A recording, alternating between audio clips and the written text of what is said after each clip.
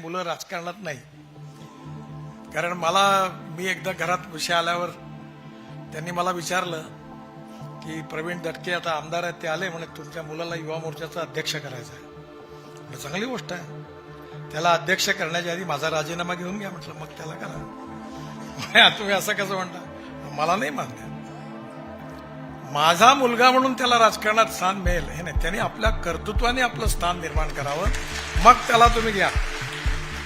म्हणलं मी सायकल रिक्षातून अनाउन्समेंट केली, पोस्टर चिकटवले आणि शून्यातून काम केलं. राजकमल चौकात त्या तिथल्या आणि चौकात अनेक वेळा रात्री 12 वाजून चहा पीत, हाफ चहा पीत अनेक वेळा आलोय. तर मी म्हणलं त्यांनी ते काम करावं, माझा मुलगा ना, मग त्याला लोकांनी म्हणावं हा पाहिजे. तर गोष्ट वेगळी, माझा मुलगा म्हणून तो पुढे बसेल माझ्या, हे नाही करायचं. आमदाराच्या पोटातून आमदार नाही झाला पाहिजे, खासदाराच्या पोटातून खासदार झाला पाहिजे. त्याला अधिकार आहे की आमदार खासदारांनी म्हणायच्या ऐवजी जनतेने जर म्हटलं, कार्यकर्त्यांनी म्हटलं, त्यांना जरूर अधिकार आहे.